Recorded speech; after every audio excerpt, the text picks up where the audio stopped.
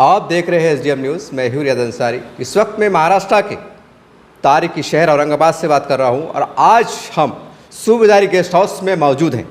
वंचित बहुजन आघाड़ी महाराष्ट्र के प्रवक्ता बेबाक प्रवक्ता तैयब जफर साहब के साथ मैं मौजूद हूं और इन्होंने हम उनका शुक्रिया अदा करते हैं कि मैंने से वक्त मांगा, इन्होंने वक्त दिए, क्योंकि प्रवक्ता है, मसरूफियत रहती है, इलेक्शन का माहौल शुरू चुका है।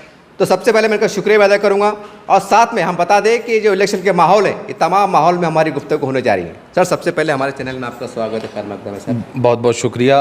आपके चैनल के माध्यम से तमाम देखने वालों का भी शुक्रिया अदा करता हूं कि वो बड़ी मोहब्बतों से आपके चैनल को नवाजते हैं और एक बहुत अच्छी व्यूवरशिप शहर औरंगाबाद में एसडीएम की है, तो मैं उन तमाम व्यूवर्स तक मुझे पहुंचाने के लिए आपका भी शुक्रगुजार हूं। सर, पहला सवाल यहाँ से शुरू करते हैं कि आप बेबाक माने जाते हैं और बहुत खुल के बोलते हैं।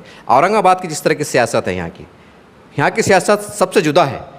नए हालात में, नए समीकरण में और मौजूदा इलेक्शन चुनाव को नज़र रखते हुए यहाँ की सियासत को किस निगाह से देखते हैं? देखिए, शहर औरंगाबाद तारीख़ी शहर है। 400 साल की इसकी एक तवील तारीख़ है और इसको इस देश की राजधानी होने का भी शर्फ हासिल है। इसीलिए इस शहर की नसों में राजनीति दौड़ती है, चाहे वो मुगलिया दौर हो, चाहे वो तुगलक का दौर हो, चाहे वो मराठा दौर हो, चाहे वो आज की हालात हो। निज़ाम का दौर भी इस शहर ने देखा है। इसीलिए इस शहर की नसों में राजनीति दौड़ती है। आप अगर देखेंगे राज्य भर में, महाराष्ट्र में एकमात्र शहर औरंगाबाद ऐसा है जिसमें राजनीतिक कंपटीशन बहुत है। आपको दूसरे शहरों में राजनेताओं को ढूंढने की ज़रूरत है। नई जनरेशन तैयार नहीं हो रही है, लेकिन शहर औरंगाबाद में नई जनरेशन भी तैयार होती है और हर मामले के अंदर, मामला देश का हो, विदेश का हो या इंटरनेशनल हो, वर्ल्ड वाइड पॉलिटिक्स की भी अगर बात आएगी तो शहर औरंगाबाद उसमें आपको एक्टिव नज़र आएगा। आज की राजनीति भी उसी पर मुनहसर है। लेकिन जब धर्म के नाम पर, मजहब के नाम पर राजनीति टर्न लेती है और कुछ धार्मिक संगठन, राजनीतिक संगठन जो धर्म के नाम पर वोट बटोरते हैं, चाहे वो किसी भी रंग के साथ आए, चाहे वो भगवे रंग के साथ आए, चाहे वो हरे रंग के साथ आए, वो राजनीतिक तौर पर किसी भी समाज का, किसी भी शहर का नुकसान करती है और उसका नुकसान शहर औरंगाबाद पिछले कई सालों से देख रहा है। सर, हमने देखा है जब विधानसभा के अंदर, लोकसभा में भी देखा हमने कि विधानसभा में कि यहाँ के आमदार वंचित बहुजन आघाड़ी और एमआईएम का इतनी हुई थी। उसके बाद यहाँ की एक ऐतिहासिक राजनीतिक बदलाव आया था। आप उसकी तस्वीर गवाह भी है। आज वो इतिहाद टूट चुका है, उसके बाद की राजनीति कैसे देखते हैं आप, इतिहाद टूटने के बाद? देखिए, ये मफाद परस्तों की मफाद परस्ती है जिसने दो समाजों का नुकसान किया। मुसलमानों का सबसे बड़ा नुकसान किया और उसके बाद उन समाज का नुकसान किया जिस समाज ने तुम्हारे दुख में, तुम्हारे सुख में, तुम्हारे कंधे से कंधा मिलाया और एक ऐसे शहर में एक ऐसे एमपी को चुन के दिया जिसकी चुन के आने के इम्कान नहीं थे। आपने उसके साथ गद्दारी की और वो उसका खमियाजा आज पूरे महाराष्ट्र में हमको देखने को मिलता है, क्योंकि जितना परसेंटेज मुसलमानों का और दलितों का इस राज्य में है, तो वो हम अगर नहीं हुकूमत बना सकते तो हम कम से कम अपोजिशन में रह सकते थे। इतनी मेजॉरिटी इस दो समाजों के पास है। लेकिन चंद मफाद परस्तों ने प्री प्लानिंग तौर पर, किसी के इशारे पर ये गठबंधन को तोड़ा और दो समाजों का बहुत बड़ा नुकसान किया। राजनीतिक तौर पर, सामाजिक तौर पर, एजुकेशनिस्ट के तौर पर और हर उस मूलभूत सुविधा के तौर पर इन दो समाज का नुकसान हुआ है और इसका जवाब उन लोगों को देना होगा जिन्होंने एक साजिश के तहत ये इत्तेहाद को तोड़ा है। सर, आप जो है तो वंचित बहुजन आघाड़ी के प्रवक्ता है। मैं आपसे बहुत खुल के पूछ रहा हूँ, क्योंकि कभी कभी क्या होता है कि बंद कमरे में जो राष्ट्रीय अध्यक्ष होते हैं वो कार्यकर्ताओं से, पदाधिकारी से बात करते हैं, सलाह लेते हैं, विचार करते हैं कि सर कभी ऐसा हुआ कि इतिहाद टूटने के बाद वंचित बहुजन आघाड़ी की तरफ से असद साहब से मुलाकात की कोशिश हुई कि साहब कुछ लोगों की वजह से है, लेकिन आप तो हम बड़े लोग हैं, मतलब एक कोशिश हुई उनकी तरफ से, आपकी तरफ से खासतौर से? देखिए, वंचित बहुजन आघाड़ी ने जब ये देखा कि एक राजनीतिक दल के साथ इत्तेहाद टूटने से दो समाजों का नुकसान होता है, तब जाकर वंचित बहुजन आघाड़ी और वंचित बहुजन आघाड़ी के सुप्रीमो आदरणीय प्रकाश अंबेडकर साहब ने एक निर्णय लिया कि अब हम किसी भी समाज के राजनीतिक दल से इत्तेहाद करने से बेहतर है हम उस समाज से डायरेक्ट इत्तेहाद करें। तो अब हम दलित और मुसलमानों का डायरेक्ट इत्तेहाद कर रहे हैं और उसकी मिसाल मैं आपको देता हूँ। मुसलमानों के लिए दुनिया में सबसे बड़ी शख्सियत अल्लाह के नबी है और उनकी शान में गुस्ताखियों का सिलसिला पूरे देश में बेतहाशा चला है। और ऐसे दौर में किसी के जहन में ये तक नहीं आया कि इसको टैकल किस तरह से किया जाए, इसको ख़त्म किस तरह से किया जाए। ऐसे दौर में आली जनाब प्रकाश अंबेडकर साहब ने एक बात कहने से पहले ये वाज़े तौर पर आप समझ लीजिए जी, हमारा एमपी नहीं जी, हमारा एमएलए नहीं जी, हमारा एमएलसी नहीं जी, लेकिन हमारे पास करेज है काम करने का। तो हमने क्या किया, आदरणीय प्रकाश अंबेडकर साहब ने अपने एक दोस्त एमएलसी से एक जो है तो बिल पैगंबर मोहम्मद के नाम से विधान परिषद में भिजवाया। जी, हम खुद तो नहीं लेकर जा सकते थे क्योंकि हमारे पास अंदर कोई नुमाइंदा नहीं है, लेकिन हमारे को एक दर्द था कि ये मुद्दा ख़त्म होना चाहिए। तो हम आदरणीय बाड़ा साहब ने अपने एक दोस्त के द्वारा एमएलसी के द्वारा जो है तो विधान परिषद में बिल भेजा। लेकिन मुसलमानों के साथ विडंबना ये है, मुसलमानों के साथ तकलीफ़ ये है कि मुसलमानों का नाम लेकर वोट लेने वाली चाहे कांग्रेस हो, चाहे एनसीपी हो, चाहे हाल ही की नई नई सेकुलर हुई हुई शिवसेना हो, इनको मुसलमानों का वोट तो चाहिए लेकिन मुसलमानों का काम नहीं करना है। तो इन लोगों ने विधान परिषद में वो बिल सुनवाई को तक नहीं आने दिया। जी, उसके बाद जब हमने विधान परिषद का चुनाव लड़ा तो हमने अपने मैनिफेस्टो में ये लिखा कि अगर महाराष्ट्र में एक भी एमएलए, एक भी सिंगल कैंडिडेट वंचित बहुजन आघाड़ी का चुन के आता है, वो सबसे पहला अगर कोई काम करेगा तो वो यही करेगा कि इस मोहम्मद पैगंबर बिल को जो धूल फाक रहा है विधान परिषद में उसको दोबारा पटन पे लाएगा और उसको चर्चा में लाएगा और कोशिश ये करेगा कि वो बिल पास हो। क्यों ये काम हमने क्यों किया? क्योंकि हमको मुसलमानों का दर्द पता है और हम मुसलमानों के साथ कनेक्ट करते हैं। उसके बाद देश भर में, खास करके महाराष्ट्र में, औरंगजेब के मुद्दे के ऊपर पूरे महाराष्ट्र में दंगे हो गए, मुसलमानों को मारा गया, पीटा गया, स्टेटस लगाने के ऊपर पीटा गया। लेकिन नाम नेहाद मुस्लिम पार्टियां और नाम नेहाद सेकुलर पार्टियां इस पर खामोश रही। ऐसे दौर में आली जनाब प्रकाश अंबेडकर खुलदाबाद जाते हैं, औरंगजेब की मज़ार पे जाते हैं और ये ऐलान करते हैं कि इस बादशाह ने 52 साल इस देश पे हुकूमत किया है और इसके मज़ार पर जाना, इसका स्टेटस लगाना अगर किसी भी कानून में जुर्म है तो मुझ पर केस करके दिखाओ, और अगर जुर्म नहीं है तो फिर मुसलमानों को किस बात पर आप निशाना बना रहे हो। वो बयान था और उसके बाद महाराष्ट्र भर में औरंगजेब के नाम पे दंगे रुके और मुसलमानों के खिलाफ कार्रवाइयाँ रुकी। ये हम डायरेक्ट एक समाज से जुड़ रहे हैं। सर एक सवाल ये है कि ठीक है ये दो बातें तो, क्योंकि मैं भी एक पत्रकार के साथ मैं भी मुसलमान हूँ, मैं इस कैफियत को अच्छी तरह समझ सकता हूँ। फिर क्या वजह है कि इतने दो बड़े काम होने के बाद, वाकई बहुत गहराई में जाए तो बहुत बड़ा काम है ये, तो मैं समझता हूँ कि आज की तारीख में बड़े से बड़ा मुसलमान की लीडर सोशलिस्ट कापिंग कहीं उसकी राजनीति खत्म ना हो जाए, कहीं इस पर टाटा पोटा सीडी बीडी क्या कर धारणा पड़ जाए, ये सच्चाई है। सवाल ये है कि फिर आम मुसलमान फिर इतना होने पर आपसे जुड़ा क्यों नहीं, ये भी सवाल है। देखिए, मुसलमानों के साथ दिक्कत ये है कि मुसलमान दूध के जले हुए हैं और छाछ भी फूक फूक कर पीते हैं। अब उसमें दिक्कत यह है कि मुसलमानों को कड़वी दवाई की आदत नहीं है। अच्छा, क्योंकि इनको हर आने वाला मीठे बोल बोलता है। अच्छा, कांग्रेस आती है आपको मीठा बोल बोलती है। अब कांग्रेस की बात आ ही गई है तो मैं आपको याद दिलाऊं, कांग्रेस की दोहरी मापदंड क्या होता है राजनीतिक तौर पर, यह आम आवाम नहीं समझती। मैं आपको बताने की कोशिश कर सकता हूं कि महाराष्ट्र राज्य देश का दूसरा सबसे बड़ा राज्य है जी। पिछले 100 साल में महाराष्ट्र के मुसलमान कांग्रेस में हैं जी, और आज भी बड़े तादाद में कांग्रेस में मुसलमान हैं। बेशक। लेकिन जब कांग्रेस को महाराष्ट्र से राज्यसभा के अंदर नुमाइंदगी देने की बात आती है और एक मुसलमान को नुमाइंदगी देने की बात आती है तो राजनीतिक तौर पर महाराष्ट्र के मुसलमानों को पिछड़ा रखने के लिए ये एक उत्तर प्रदेश से आदमी को लाते हैं और महाराष्ट्र की तरफ से जो है तो राज्यसभा में भेजते हैं। ये राजनीतिक दोहरा मापदंड है जिसकी वजह से ताकि कम्युनिकेशन गैप रहे। अच्छा, और लोगों को ये भी बताने में है कि हमने तो एक मुसलमान को दिया है, जबकि ये अंदर से मुसलमानों को तोड़ने की साजिश है। ये मुसलमानों को समझना चाहिए। इसी तरह जो दूसरे लोग भी सिर्फ मुसलमानों का नाम लेते लेकिन उनका काम नहीं करते, तो उन लोगों को भी सोचने की ज़रूरत है कि जो लोग मुसलमानों के नाम पर वोट बटोर रहे हैं, वो मुसलमानों के नाम पर जो है तो काम क्यों नहीं करते? वक्फ का मुद्दा चल रहा है जी, पूरी ताकत के साथ चल रहा है जी। और एक आम गली में बैठने वाला छोटा सा लड़का भी ये जानता है कि अपोजिशन के पास लोकसभा और राज्यसभा में इतने वोट ऑफ परसेंटेज नहीं था कि वो इस बिल को रोक सके। सीधी बात है, सीधी बात। लेकिन लोग क्या देख रहे थे कि इस देश का अपोजिशन लीडर राहुल गांधी पटल पे खड़ रहकर कम से कम वक्फ के हित में बोले।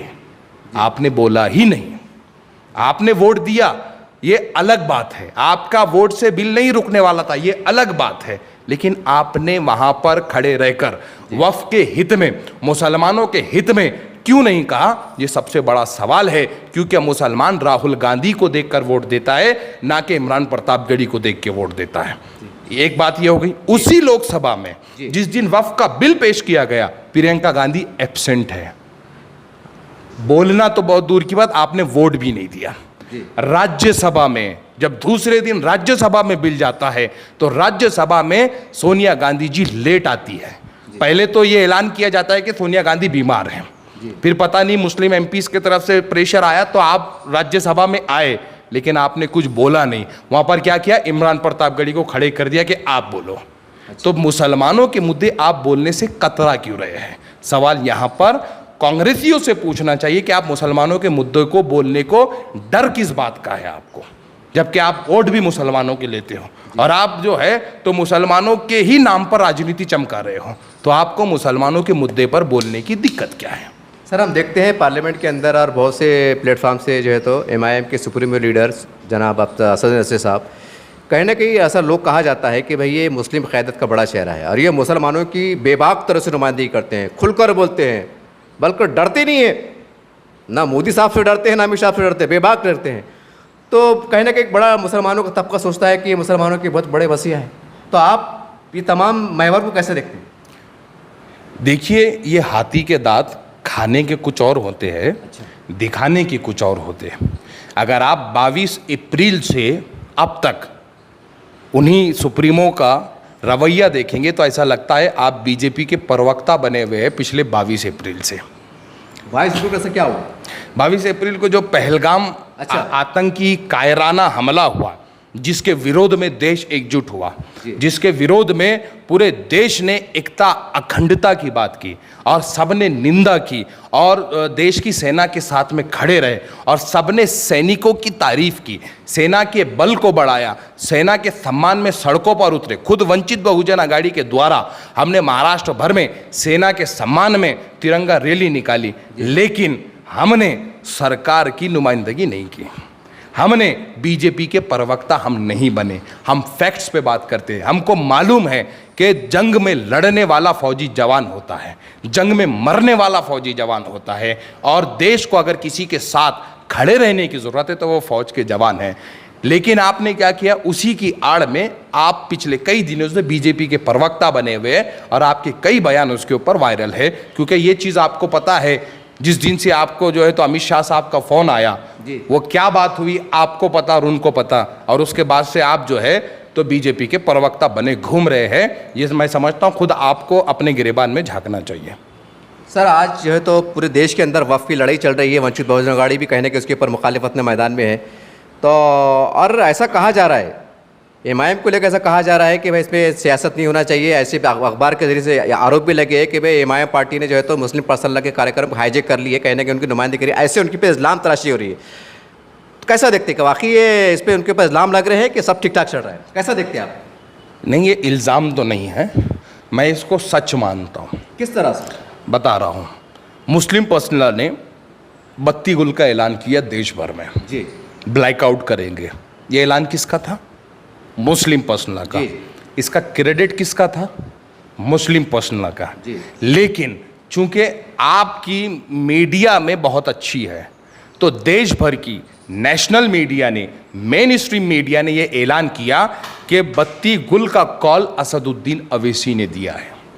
अच्छा, अब आप पत्रकार है, आप मुझे बताइए बत्ती गुल का कॉल असदुद्दीन अवैसी ने दिया था या मुस्लिम पर्सनल का था? मुश्तरका उनके वो था। यस, सीधी बात है, कुछ दो राय नहीं। हैदराबाद में आप पूरा 15 मिनट असदुद्दीन अवैसी अपने छत पे चढ़े रहे, ड्रोन से शूट करवाया और बत्ती गुल के दरमियान मीडिया को संबोधित भी किया। ये किस बात की तरफ जाता है? हाईजैक की तरफ जाता है कि नहीं जाता है? सर, ये भी तो हो सकता है कि असद साहब जो है तो मुस्लिम पर्सनल बोर्ड के रुकन है, तो हो सकता है उन्होंने मुस्लिम पर्सनल बोर्ड की तर्जुमानी की हो।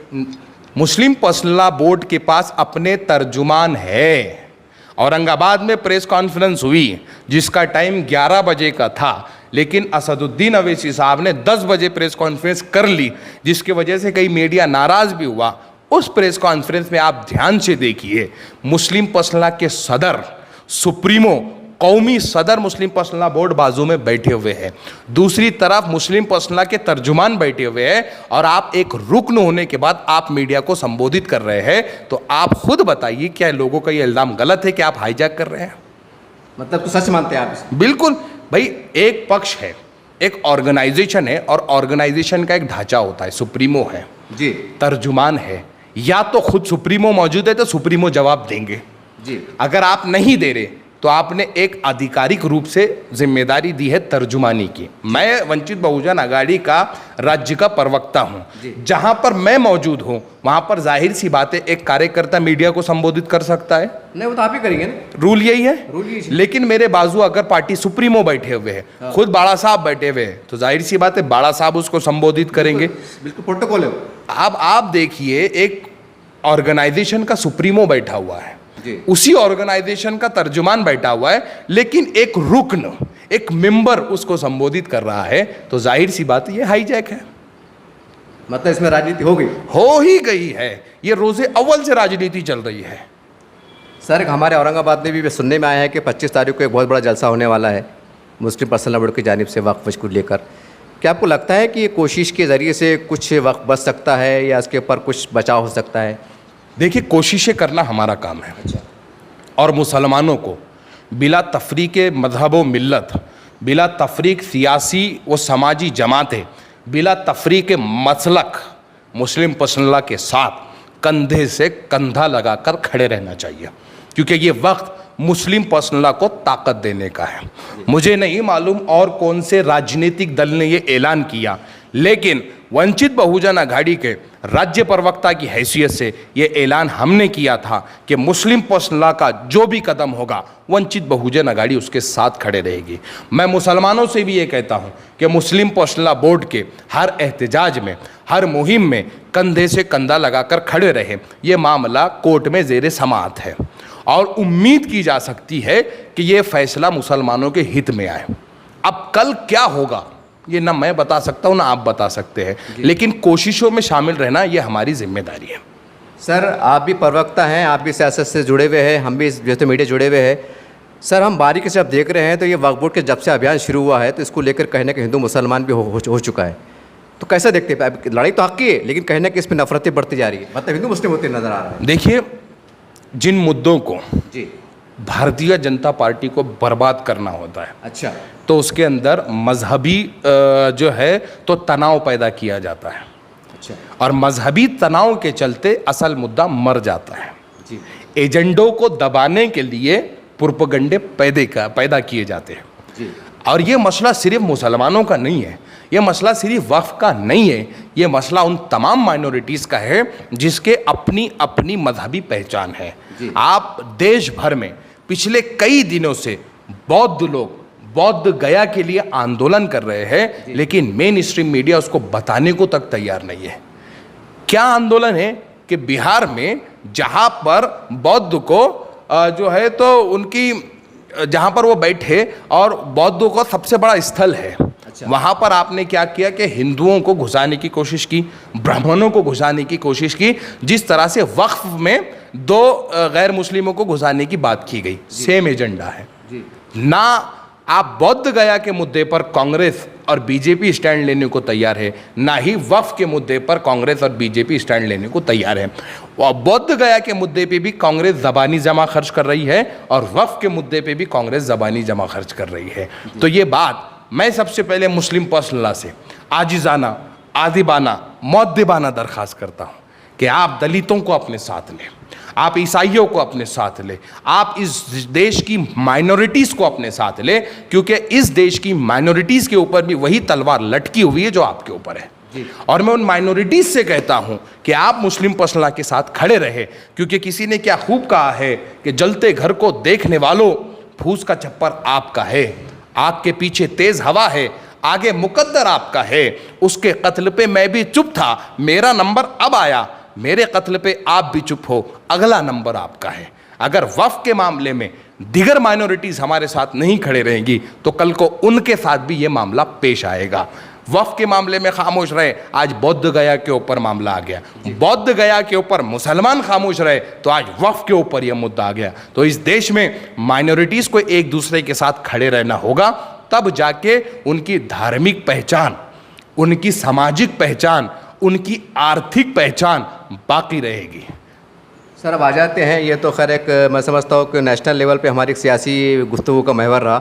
मैं औरंगाबाद की राजनीति पे आ जाता हूँ कि यहाँ पर वंचित बहुजन अघाड़ी किस तरीके से चुनाव लड़ने वाली है, युति होने के इम्कानात है कि अपने दमखम पे लड़ने वाले हैं, क्योंकि आप प्रवक्ता हैं, आप बहुत सी बातें जानते होंगे आप। देखिए, अभी चुनाव के सिलसिले में वंचित बहुजन अघाड़ी की राज्य कार्यकारिणी बैठेगी और उसके ऊपर तय किया जाएगा तमाम चीज़ें, जो टेक्निकल बातें आप पूछ रहे हैं। लेकिन ये मैं वजाहत के साथ कह दूं कि वंचित बहुजन अघाड़ी एनजीओ नहीं है, वंचित बहुजन अघाड़ी राजनीतिक दल है। और वंचित बहुजन अघाड़ी मार्जिनलाइज पीपल के लिए, बिछड़े हुए के लिए, वंचितों के लिए, मुसलमानों के लिए हर इलेक्शन में उतरती है। मूलभूत सुविधाओं की हम बात करते हैं और ये वाला चुनाव, लोकल बॉडीज़ का चुनाव मूलभूत सुविधाओं से वाबस्ता है। इसीलिए वंचित बहुजन अघाड़ी पूरी ताकत के साथ पूरे महाराष्ट्र में इलेक्शन लड़ेगी। सर हर इलेक्शन में हमने देखा है, विधानसभा के अंदर भी देखा है, लोकसभा के अंदर भी देखा है, दबे दबे अल्फाज में कहीं खुलकर जो है तो आवाज़ उठी है कि वंचित का एमआईएम का युति होना चाहिए। कभी आवाज़ उठी है कि वंचित की और महाविकास अघाड़ी की युति वो होना चाहिए, युति होना चाहिए। ये युतियों का माहौल है, युति का दौर है। तो आपको लगता है सर कि युति होना चाहिए फिरका परस्त ताकतों को रोकने के लिए, ऐसा लगता है आपको? देखिए, मुझे ये लगता है कि युतियों को हाथ उन्होंने पहले आगे बढ़ाना जिन्होंने युति से हाथ छुड़ाया था। जी, आप मुझसे दूर भाग रहे हैं और मैं आपके पीछे पीछे आ रहा हूँ, ये कहाँ का इंसाफ है? आप मुझसे दूर भागे, आपको अपनी गलती का एहसास हुआ तो आपको चाहिए कि दोबारा आप आएँ और अपनी गलती कबूल करें कि ये जो युति हमसे टूटी थी ये गलती हुई है, तो शायद बात आगे बढ़े। आपके साथ दिक्कत ये है कि आपको हमसे दूर भी भागना है और पलट पलट के हम ही को देखना है कि हम आपको मनाने के लिए आ रहे कि नहीं आ रहे, तो ऐसा नहीं होता है। युतिया लोकल बॉडीज का चुनाव शख्सियत पर होता है, चेहरे देखकर होता है, लेकिन अवाम को यह भी समझना चाहिए जिसका पक्ष ईमानदार उसका कैंडिडेट भी ईमानदार। अच्छों के साथ अच्छे लोग होते हैं, ये बात लोगों को समझनी चाहिए। सर मतलब मैं वो खुल के पूछूंगा, यानी कि आप ये बोलना चाह रहे हैं कि बड़े लेवल पे असद साहब ने प्रकाश अम्बेडकर साहब को फ़ोन करना चाहिए या फिर उनके घर पे जाके मुलाकात करना चाहिए, तो शायद आप बात बढ़ेंगे, ऐसा बोलना चाह रहे हैं आप? ये बात आप खुलकर कह रहे हैं, मैंने आपको बड़े अच्छे अंदाज में कह दिया है कि जिसने हाथ छुड़ाया है उसी ने आके हाथ मिलाना चाहिए। तो उसके बाद हो सकता है कि कुछ माहौल तब्दील हो सकता है? देखिए, अगर आप गलती कबूल करने को तैयार है तो जाहिर सी बात है हम भी दो समाजों का फ़ायदा चाहते हैं, और जब हम दो समाजों का फ़ायदा चाहते हैं तो जाहिर सी बात है हम मुस्बत पहलू पर आपसे बात करेंगे। लेकिन सर मुझे एक बात जहन में ये भी आता है कि विधानसभा चुनाव को लेकर प्रकाश अम्बेडकर साहब पे एक इल्ज़ाम लगे कि भाई इन्होंने कहीं ना कहीं मुस्लिम क़यादत को ख़त्म करने के लिए, बहुत गहरी बात कह रहा हूँ, कि इन्होंने मुसलमान के सामने मुसलमान को कैंडिडेट दिया। उसमें औरंगाबाद की मिसाल है, माले को बहुत सी जगह मिसालें दी उन्होंने, तो उन पर तो ये भी इल्ज़ाम लग रहे हैं। देखिए, इल्ज़ामात कि मुसलमान के सामने मुसलमान कैंडिडेट, ये प्रोपोगंडा है जी, ये प्रोपोगंडा है। किस तरह से? वही मैं बता रहा हूँ, ये प्रोपोगंडा है। महाराष्ट्र की राजनीति में 12 से ज़्यादा एमएलए मुसलमान कभी नहीं रहा जी, और वंचित बहुजन अघाड़ी की इस बार ये कोशिश थी कि कम से कम महाराष्ट्र के विधानसभा में कम से कम 20 मुसलमान कैंडिडेट जाए जी। अब ये बताइए, मुसलमानों के हित में था कि खिलाफ था? ये तो फेवर में था, एक हिसाब से देखा जाए फेवर में था। हाँ। क्यों? क्योंकि हम परसेंटेज बढ़ाना चाह रहे थे, लेकिन चंद लोगों ने प्रोपेगेंडा बनाया और जो है तो मुसलमानों को बाबा साहब के खिलाफ, बाड़ा साहब के खिलाफ भड़काया और ये नैरेटिव सेट किया कि इन्होंने तो मुसलमान के खिलाफ में मुसलमान को उतारा। और जिन लोगों ने ये नैरेटिव सेट किया उन्होंने मुसलमानों के दिग्गज नेताओं को देश भर में हराया, लोकसभा के इलेक्शन में हराया, विधानसभा के इलेक्शन में हराया, और वो लोग उल्टा चोर कोतवाल को डांटे वाला मामला है। हमने मुसलमानों की नुमाइंदगी बढ़ाने के लिए देश भर में और ख़ास करके महाराष्ट्र के कई इलाकों में मुस्लिम कैंडिडेट दिए और मजबूत कैंडिडेट दिए। हराने के लिए कमज़ोर कैंडिडेट डाले जाते हैं, मजबूत कैंडिडेट नहीं डाले जाते।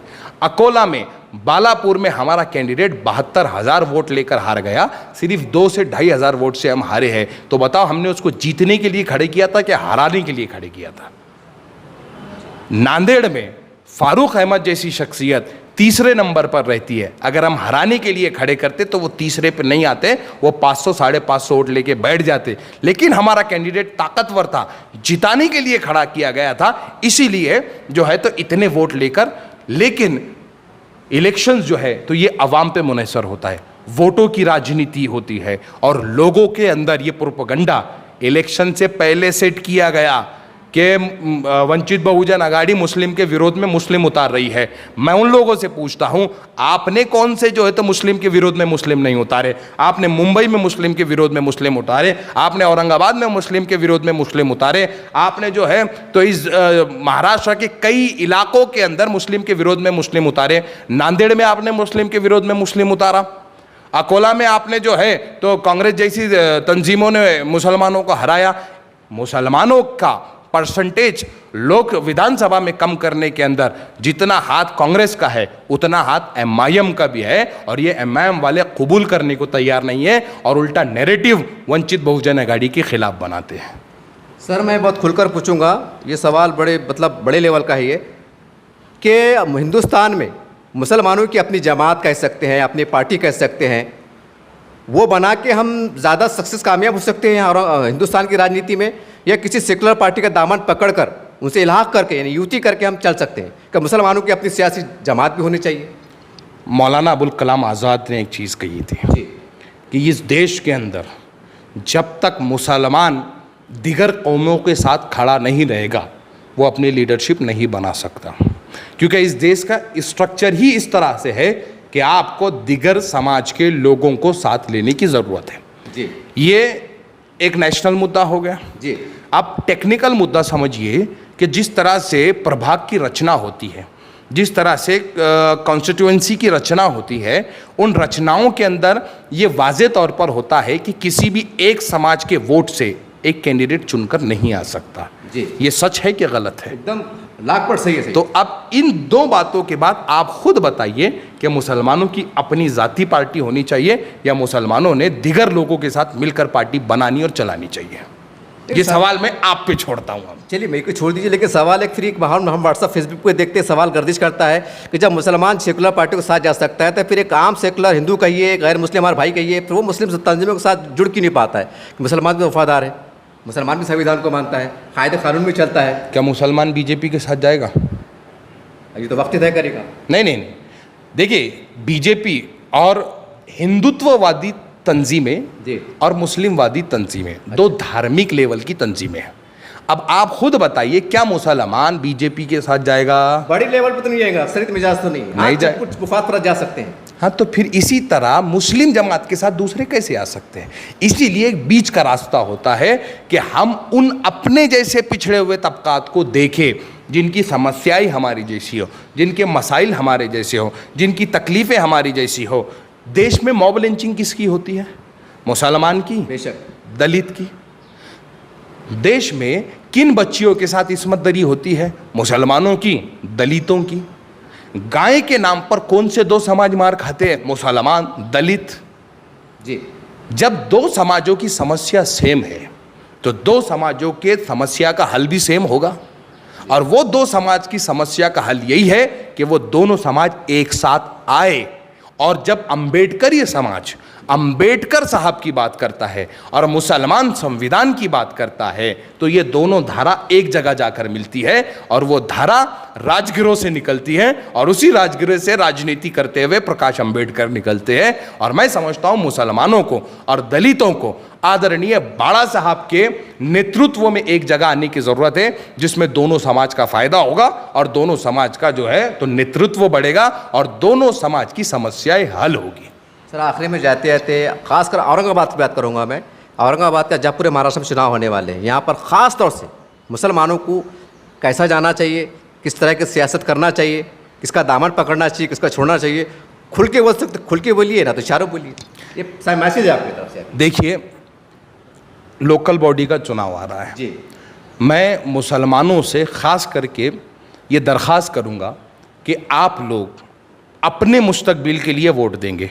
आपकी सड़क बनेगी कि नहीं बनेगी, आपके महल्ले के दवाखाने में इक्विपमेंट्स होंगे कि नहीं होंगे, आपके घर के जो है तो बड़े से बड़े मर्ज का इलाज आपके सरकारी दवाखाने में होगा कि नहीं होगा, आपके बच्चों को तालीम सही से मिलेंगी कि नहीं मिलेंगी, आपके घर में नल का पानी आएगा कि नहीं आएगा, आएगा तो साफ आएगा कि गंदा आएगा, और अगर आएगा तो कितने दिन में आएगा। ये तमाम बातें, ये तमाम चीज़ें आने वाले इलेक्शन से वाबस्ता है।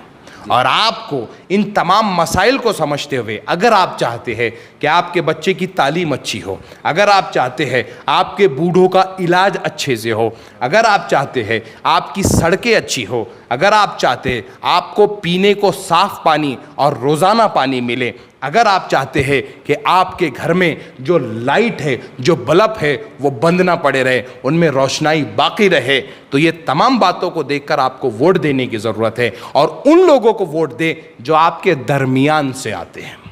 देखो, नुक्कड़ की तकलीफ नुक्कड़ से निकलने वाला जानता है, भूख की तकलीफ भूखा जानता है। अगर आप भूख का किस्सा किसी एसी में 5 स्टार में बैठे हुए डाइनिंग टेबल पे सुनाएंगे ना तो वो सिर्फ मज़ा लेकर सुनेगा, उसको उसकी तकलीफ़ का एहसास नहीं है।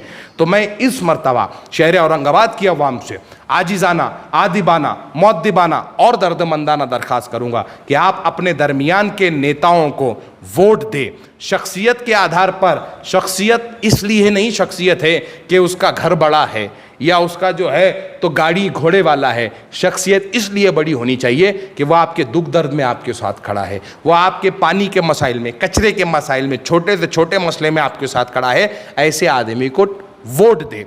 और आखिरी बात कि उस आदमी को वोट दे जो ईमानदार सियासी पार्टी से आता है। मैं इस बात के ऊपर अपनी बात को ख़त्म करता हूं कि जिसकी पार्टी ईमानदार होगी उसका कैंडिडेट ईमानदार होगा, और अगर आपको वोट देना है तो ईमानदार पार्टी और ईमानदार कैंडिडेट को देकर दे। सर सवाल तो मेरा आखिरी था, लेकिन फिर भी एक सवाल जहन में आएगा, उसको आखिर कर लेते हैं। सर हम अक्सर देखते हैं चुनाव के अंदर कि नारे तकबीर, अल्लाह अकबर, जय श्री राम, जय बजरंग बली, या अली, ये नारे भी बहुत गर्दिश करते हैं। तो ये नारे की क्या ज़रूरत है? क्या वाकई ये भी राजनीतिक हिस्सा है, होना चाहिए? देखो, आखिरी सवाल है। जिनसे काम नहीं होते, जिनसे मसाइल हल नहीं होते, फिर वो नारे मारने लगते हैं और वह धार्मिक नारे होते हैं। आप जाकर बोलो साहब मेरे घर में 8 दिन से पानी नहीं आया और इस मसले के ऊपर आप आंदोलन करो, तो वो करने को तैयार नहीं है। आप कहो कि मेरे घर में बिजली नहीं आ रही, आप इस पर आंदोलन करो, वो करने को तैयार नहीं है। आंदोलन तो छोड़ो, वो 5 साल सत्ता में रहने के बाद उन मसाइल को हल ना कर सके तो फिर वो क्या करेंगे?